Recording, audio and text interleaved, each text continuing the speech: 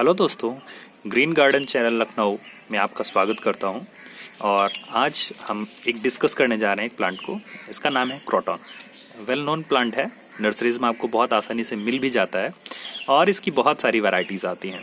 थोड़ी बड़ी पत्तियों के साइज़ की भी लीव्स वाले प्लांट आते हैं। लुक लाइक दिस, ऐसा दिखता है और इस प्रकार के प्लांट्स दिखते हैं। उसमें रेड लाइनिंग भी हो सकते हैं, रेड डॉट्स भी हो सकते हैं, पर्पल लाइनिंग पर्पल डॉट्स के साथ आता है, पिंक लाइनिंग और पिंक डॉट्स के साथ भी ये देखे जाते हैं।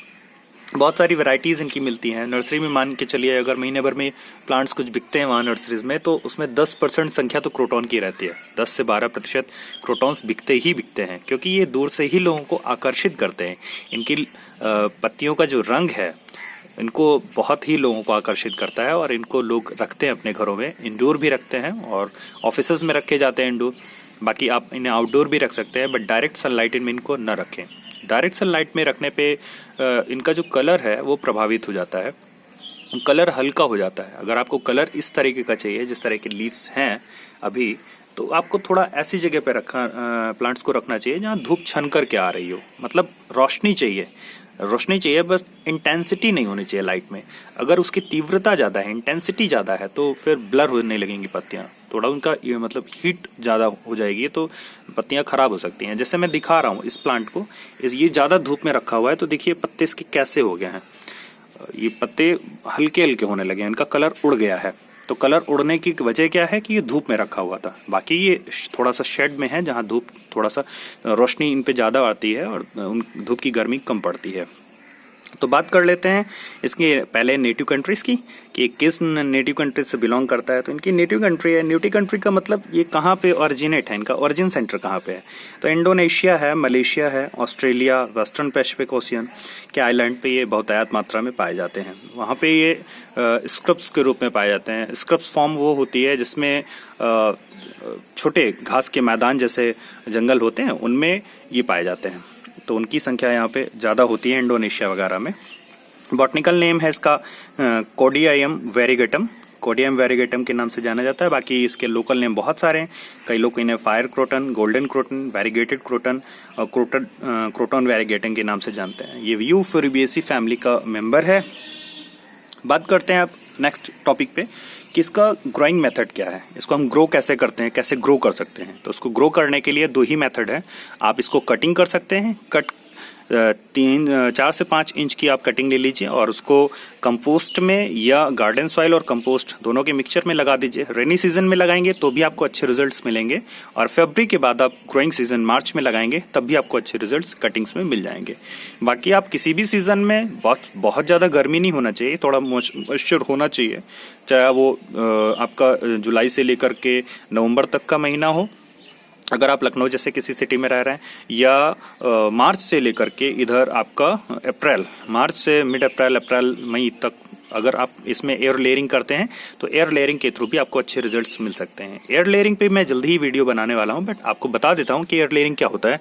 एयर लेयरिंग में हम इसके बार्क को थोड़ा सा छील लेते हैं और छीलने के बाद पीट मॉस से इसको कवर करके और ऊपर से पॉलीथीन को लपेट देते हैं और उसको फिर छोड़ देते हैं, क्योंकि पीट मॉस में मॉइस्चर होता है। तो मॉइस्चर की वजह से इस पर जल्दी रूटिंग होने लगती है और 15 से 20 दिन बाद आप देखेंगे कि बहुत जल्द वो पीट मॉस के अंदर बहुत सारी रूटिंग हो गई है। और फिर हम वहाँ से स्टेम को कट कर लेते हैं और कट करने के बाद अलग इसको पॉट्स में हम लगा सकते हैं। मेरे पास एक बहुत पुराना क्रोटन का प्लांट है, उसकी शायद एज 3 इयर्स होगी, और उन 3 इयर्स की मैंने प्लांट से इन 4 प्लांट्स को ग्रो किया है। आप देख सकते हैं इन चारों प्लांट्स को जो मैंने ग्रो किया हुआ है, ये 1, this is 2, this is 3 and 4। ये चारों क्रोटन मैंने उसी मदर प्लांट से ग्रो किए हुए हैं। तो आप भी ऐसे ही ग्रो कर सकते हैं। आप एक क्रोटन खरीद करके लाएं और उससे नंबर इंक्रीज कर लें। ज़रूरत नहीं है, क्योंकि नर्सरी में आप खरीदने जाएंगे तो मान के चलिए आपको एक क्रोटन का प्लांट नर्सरी वाला 100 से 150 रुपए के बीच ही देगा, इससे नीचे नहीं लेगा। और आप 4 से 5 प्लांट लेंगे तो आप समझ रहे होंगे 500 से 600 रुपए का खर्चा नर्सरी वाला आपको बता देगा। इसलिए आप एक प्लांट को लाएं, उसकी अच्छे से केयर करें और उसका नंबर आप डबल कर लें और धीरे धीरे बढ़ा लें। आपके गार्डन में नंबर इंक्रीज कर जाएगा। एक दूसरे भी बड़ी लीव्स वाला आप प्लांट देख सकते हैं। बड़ी लीव्स का प्लांट इस तरीके से होता है और इसको भी मैंने एयर लेयरिंग के ही थ्रू ग्रो किया हुआ है। तो अब बात करते हैं इसकी केयर की। इसकी सॉइल की कैसी होनी चाहिए, तो सॉइल इसकी होनी चाहिए वेल ड्रेन्ड। जैसा मैं कहता हूँ वेल ड्रेन्ड सॉइल, और वेल ड्रेन्ड सॉइल बनाते कैसे हैं उस पर भी बहुत सारे वीडियोस यूट्यूब पे उपलब्ध हैं, आप उनको देख सकते हैं।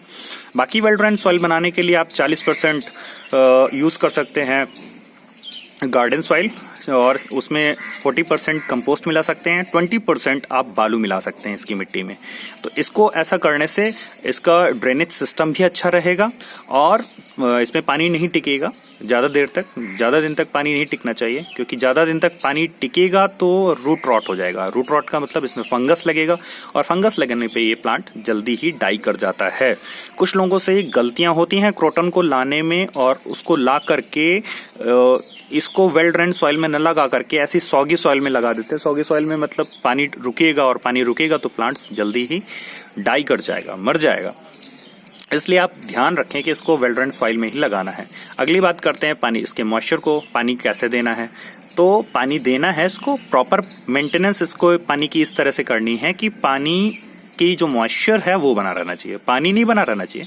जिसका मॉइस्चर है, सॉइल का मॉइस्चर जो है वो बना रहना चाहिए अच्छे से प्रॉपर पॉट में। इसको क्योंकि इसको मॉइस्चर पसंद है। गर्मियों में जब बहुत अधिक गर्मियां पड़ती हैं तो इसको ऐसी जगह पर रखना चाहिए जहां मॉइस्चर हो। जैसे अगर सनलाइट वगैरह आ रही है और कोई पानी का सोर्स वहाँ पे है, कोई नल वगैरह आपके यहाँ लगा हुआ है, वहाँ से पानी थोड़ा नमी रहती है, तो वहाँ आसपास आप इसको रख सकते हैं। इसको मॉइस्चर बहुत पसंद है, मॉइस्चर में उगता है। दूसरी बात है कि इसकी जो मिट्टी है वो भी थोड़ी सी मॉइस्ट ऑफ रख सकते हैं। तो देखिए अभी भी मिट्टी मॉइस्ट है, और मॉइस्ट मिट्टी में अच्छे से चलता है। तो जरूरी नहीं है कि ऊपर की बहुत मिट्टी सूख जाए तभी आप पानी दें। आप पानी दें, 102 दिन तक वॉच करें कि हाँ हल्की हल्की मिट्टी बस सूखी है, तो आप आराम से इसको फुलफिल पानी दे सकते हैं, कोई दिक्कत आने वाली नहीं है। तो सॉइल की बात कर ली है, अब हम बात करेंगे इसकी फर्टिलाइजिंग की। इसको फर्टिलाइजर चाहिए, इसको फर्टिलाइजर अच्छा चाहिए, क्योंकि आप लीव्स में जो कलर्स देख रहे हैं वो तभी आएंगे जब अच्छे से आप इसकी फर्टिलाइजिंग करेंगे। और फर्टिलाइजिंग पे मैं ज़्यादा जोर देता हूँ ऑर्गेनिक फर्टिलाइजर।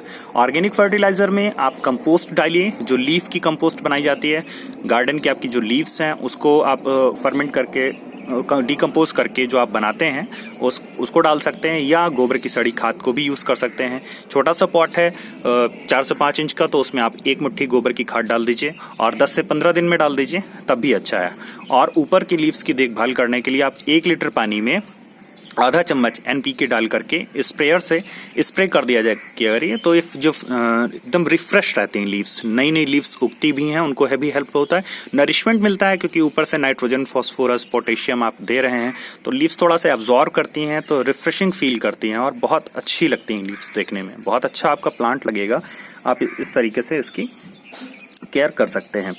और इसकी गार्डन सॉइल जो होती है उसका जो नेचर है वो थोड़ा एक्चुअली एसिडिक पसंद करता है। एसिडिक समझ रहे होंगे, जैसा आप लोग गुलाब को ग्रो करते हैं तो गुलाब में चाय की पत्ती डालते हैं। चाय की पत्ती डालने से क्या होता है कि वो एसिडिक मीडियम हो जाता है, अम्लीय माध्यम बन जाता है, और एसिडिक मीडियम में गुलाब बहुत अच्छे से ग्रो करता है। तो इसको भी थोड़ा सा वैसा ही मीडियम पसंद है। अब इसका मतलब ये नहीं है कि आप गुलाब की तरह ज्यादा से ज्यादा इसमें चाय की पत्ती डालने लगे। आप पॉट का साइज का ध्यान रखें, छोटा पॉट है तो कम ही इसमें, और आपका छोटा प्लांट भी होगा, छोटा पॉट होगा तो जाहिर सी बात है छोटा प्लांट होगा, तो उसमें आप कम ही चाय की पत्ती का यूज करेंगे। या आप अम्लीय माध्यम करने के लिए, एसिडिक मीडियम करने के लिए आप विनेगर भी यूज कर सकते हैं। किसी भी टाइप का आपका विनेगर होगा तो छोटी जो पेप्सी का ढक्कन होता है उस ढक्कन से 1 ढक्कन आप विनेगर को आप ले लीजिए, करीब 1 गिलास पानी में घोल लीजिए, और 1 गिलास पानी को आप थोड़ा थोड़ा करके इसको दे दीजिए, तो भी इसका मीडियम बना रहेगा। लेकिन ये आपको करना केवल 10 डेज में एक बार है, 10 से 12 दिनों में एक बार आपको केवल वो डाल देना है,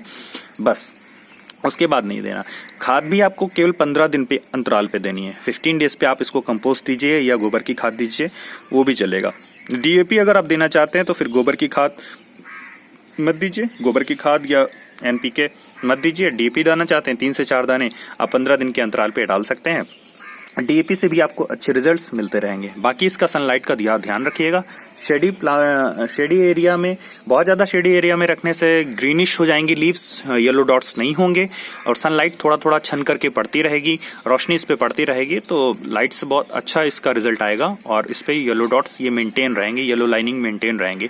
आप जा करके नर्सरी से अपनी पसंद का पौधा ले सकते हैं, जिसमें लाइनिंग्स होते हैं, रेड लाइनिंग्स होते हैं, पर्पल लाइनिंग्स हो सकते हैं, पिंक हो सकते हैं, उस पर आप उसको भी आप खरीद सकते हैं। अब वैसे इस पे जल्दी इंसेक्ट वगैरह का अटैक होता नहीं, पेस्ट का अटैक होता नहीं, बट फिर भी अगर आपको कभी कोई इंसेक्ट्स, मकड़ी इस तरीके के आपको दिखें तो उससे छुटकारा पाने के लिए सबसे अच्छा तो नीम ऑयल है, क्योंकि मैं ऑर्गेनिक पे ज़्यादा जोर देता हूँ। तो नीम ऑयल को आप स्प्रे कर सकते हैं पानी में घोल करके, या नहीं कर सकते तो आप कोई लाइट सोप जैसे बर्तन धुलने के लिए प्रिल वगैरह आता है, तो उसको आप पानी में घोल करके 1 चम्मच को 1 लीटर पानी में घोल करके और फिर आप स्प्रे कर सकते हैं इसकी लीफ पे, तो वो इंसेक्ट्स वगैरह से इसको छुटकारा मिल जाएगा। तो दोस्तों मैं आज के लिए सोचता हूँ कि बहुत है, इतनी सी जानकारी से आपका अगर पौधा अच्छा चल सकता है तो ठीक है। धन्यवाद, और लाइक करिए, सब्सक्राइब करिए। अगले फिर वीडियो में मिलते हैं। थैंक यू दोस्तों।